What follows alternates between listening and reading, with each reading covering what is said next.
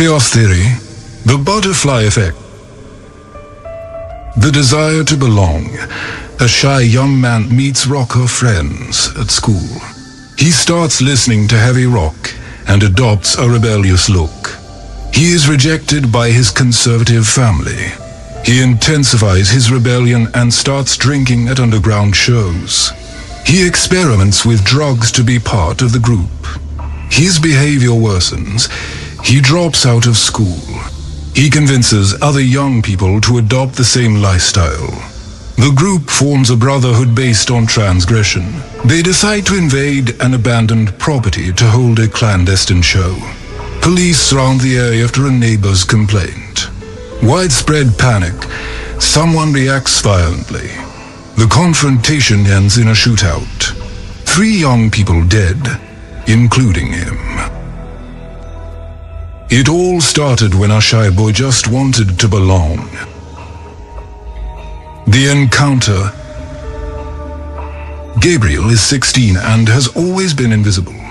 At school, he sits at the back of the class, eats lunch alone, and goes unnoticed. He has no friends, doesn't participate in groups, and lives in his silent world of books and video games, until one day, during the break, he overhears an animated conversation near the lockers.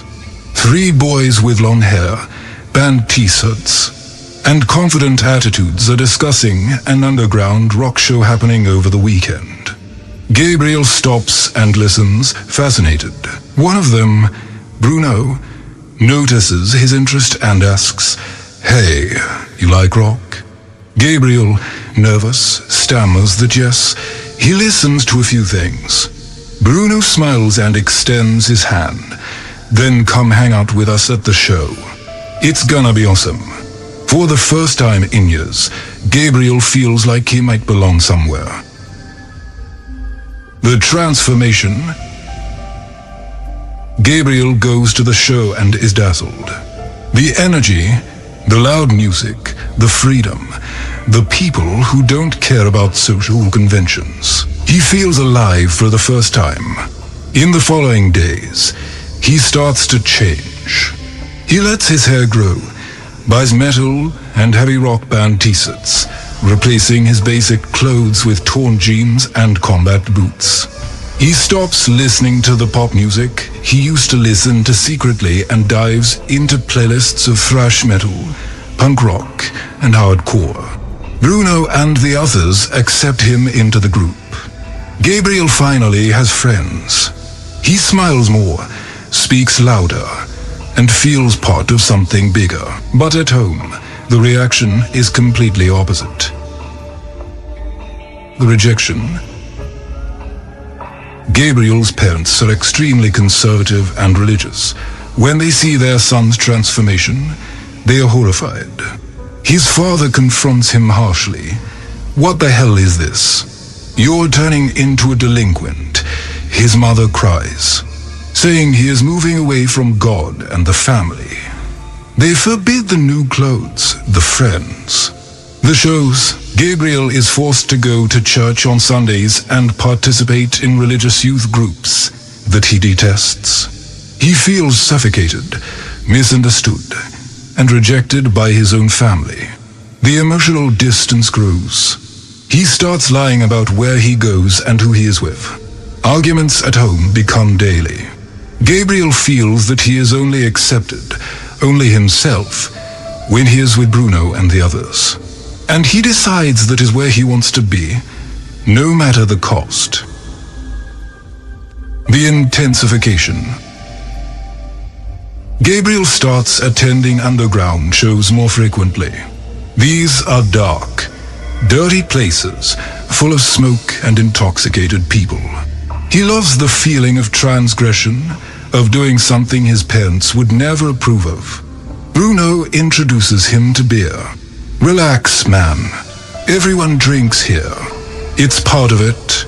Gabriel hesitates at first, but the group pressure is strong. He drinks, then he drinks more. On weekends, he comes home drunk, lying that he slept at a friend's house. His parents are suspicious, but he is good at hiding it. Alcohol makes him feel brave, loose, part of the crew. He doesn't realize he is starting to rely on it to feel socially comfortable. The line between belonging and being lost is getting thinner and thinner.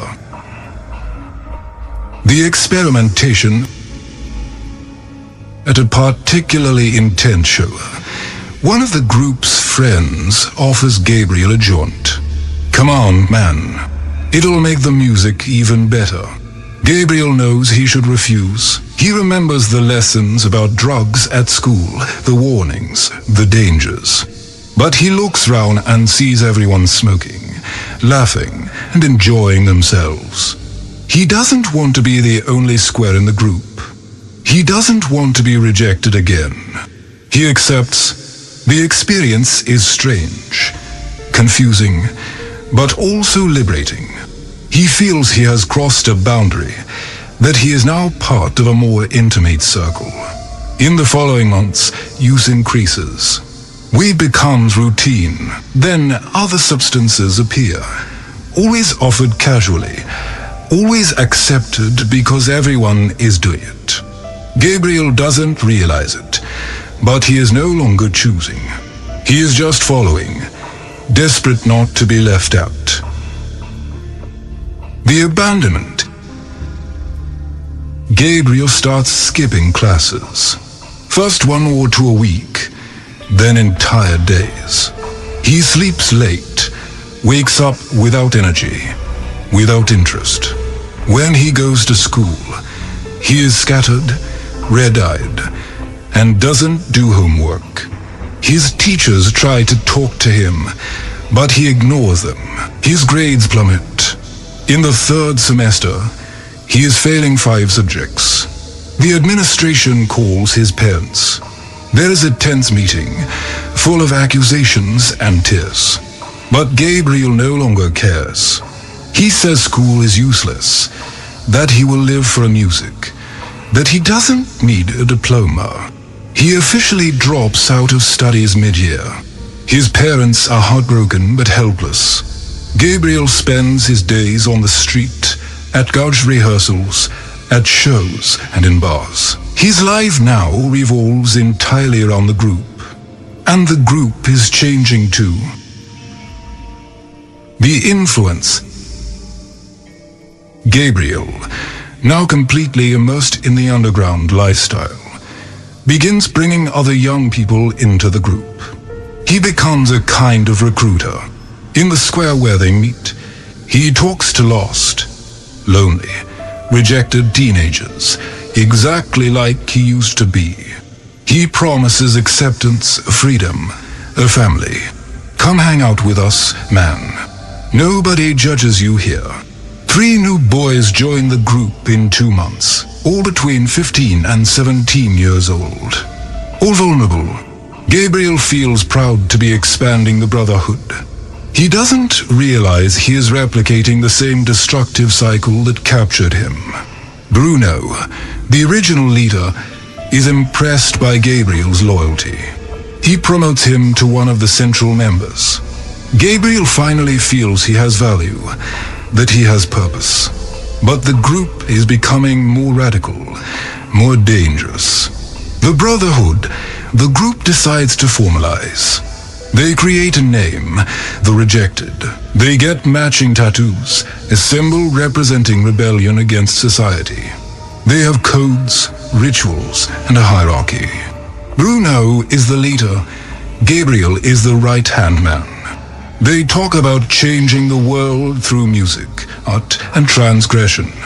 But in practice, what they do is increasingly destructive. Petty thefts to buy alcohol, vandalism on city walls, confrontations with other gangs at shows. Gabriel is so involved he can no longer see what he has become. He looks in the mirror and sees someone strong, feared and respected. But his eyes are empty. His health is deteriorating. He has lost 8 kilos. His parents barely recognize him on the rare occasions he goes home. And then Bruno has an idea. hold a clandestine show in a forbidden place. Something epic, legendary. The invasion. Bruno finds the perfect location, an abandoned factory on the outskirts of the city, surrounded by high walls and forgotten freers. They plan to break into the space, set up stolen sound equipment, and put on a massive show, inviting the entire city's underground scene. Gabriel is excited. It will be the culmination of everything they have built. They spend a week preparing. On the appointed night, about 60 people show up. They jump the walls and invade the factory. The music explodes, loud and aggressive. Drinks circulate freely. Drugs are openly consumed. It is total chaos. Gabriel is on the improvised stage, screaming into the microphone, feeling invincible. But outside, neighbors irritated by the noise call the police. Police cars are dispatched within 20 minutes. The factory is surrounded. Blue and red lights flash outside. Someone shouts, "Police!" The confrontation. Immediate panic. 60 young people try to flee simultaneously. Some jump windows, others run to the back of the building. The police use megaphones. "Come out with your hands up." Everyone is under arrest. Gabriel is paralyzed with fear. Bruno shouts, "Don't let them in." Someone from the group, completely altered by drugs and alcohol, grabs an iron bar and throws it at the police officers trying to enter. An officer is hit in the head and falls. Other officers react immediately, drawing weapons. Someone fires a warning shot. The sound echoes through the factory. Then total chaos begins. More shots, screams, young people running in all directions. Gabriel is running blindly when he feels a violent impact in his chest. He falls. He doesn't feel pain, only confusion. He looks down and sees blood. Lots of blood. The outcome / when the shooting ends. 3 bodies are on the factory floor. Gabriel, Bruno, and a 17-year-old girl no one knew well. Ambulances arrive, but it is too late. The scene becomes national news. Shootout at clandestine show leaves 3 young people dead. Gabriel's parents receive the news by phone. His mother collapses. His father is in shock. They go to the IML to identify their son's body. That shy, quiet boy who just wanted friends is in a cold drawer with a bullet hole in his chest. Only the family is present at the funeral. Gabriel's brothers have disappeared, afraid of being arrested. His mother holds an old photo. Gabriel at 14, smiling shyly at his middle school graduation. She whispers, "Where did I lose you, my son?" The answer is buried with him. It all started when a boy just wanted to belong.